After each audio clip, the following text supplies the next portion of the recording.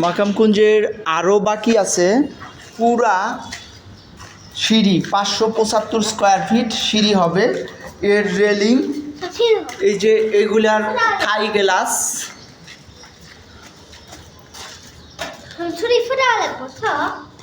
এগুলার টাইলস, এই যে যেই অংশটা বাকি এইটা সহ পুরা সিঁড়ি। তারপর প্রত্যেকটা ঘরের টাইলস যখন লাগাবেন প্রত্যেকটা ইয়াতে প্রায় 1 গাড়ি পরিমাণ বালি লাগে, 60 ব্যাগ সিমেন্ট লাগে। এইটাও কম্বাইনলি দেওয়ার কথা আছে। 5টা যে হয়েছে এটা কম্বাইনলি হয়েছে, এইটারেও টাকা লাগবে। আপনারা দূর থেকে মনে করতেছেন সম্পূর্ণ কাজ শেষ হয়ে গেছে, এত কাজ কেন বন্ধ, কাজ কিভাবে চলবে। আমি যথেষ্ট অসুস্থ হয়ে গেছি, কাজের কাছে খুব বেশি একটা আসতে পারতেছি না। তো আপনারা 12 তারিখে যে মিটিং হবে, মিটিংয়ে এসে কাজ দেখে এই লাখ লাখ টাকা ব্যয় করে লাস্টের দিকে এসে কাজ বন্ধ ফালায় রাখার কোনো মানেই হবে না।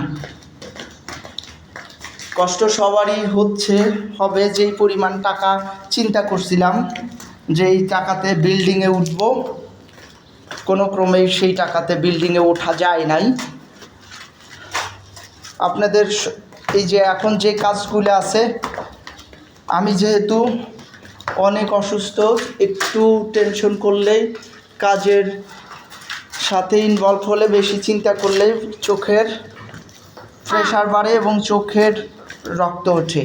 এটাতে আমি মাপ চাই। আমি আর কোনো কাজের প্রেশার নেওয়ার মতো বডিতে শক্তি নাই।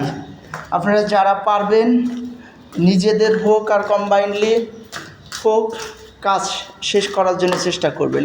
আমি এখন একটা ভবনে আসছি যেটাতে আপনার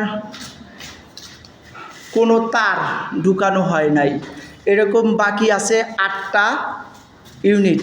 8টা ইউনিটে 1,28,000 করে হলে তারপরে উপরের 2টা ইউনিট বানানো হয়েছে ওইগুলা, তারপরে নিচের গ্যারেজ ইলেকট্রিক ওয়্যারিং সম্পূর্ণ বাকি আছে, এইটাতে প্রায় 20 লাখ টাকার খরচ হবে।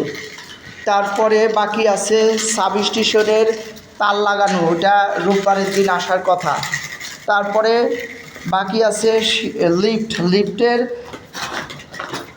14 তারিখে আসবে, দেওয়া হয়েছে হলো আগে 12.5, এখন 5, আর আছে মনে হয় 3 লাখ বাকি আছে, আর সাব স্টেশনের 6 লাখ বাকি আছে। আরও যেই জেনারেটর কিনবেন সেখানে মিনিমাম 7 থেকে 8 লাখের নিচে কোনো জেনারেটর পাবেন না, জেনারেটর কিনতে হবে। তারপরে ওই যে এয়ারপোর্টের জন্যে ক্লিয়ারেন্স পাইতে গেলে অ্যারোস্টোক্রিয়েট বাল্ব লাগবে এবং ঠান্ডার প্রোটেকশনাল যেই সিস্টেম আছে এটাও ওকে করতে হবে। ওটা যদি অ্যানালগকে লাগানো হয়, যেটা ড্রয়িংয়ে আছে, ওটা মনে হয় 1 লাখের ভিতরে হবে। আর যদি ডিজিটাল যেটা লেটেস্ট চলে ওইটা কেনা হয় তাহলে 3 লাখ, 2.5-3 লাখ মনে হয় লাগবে।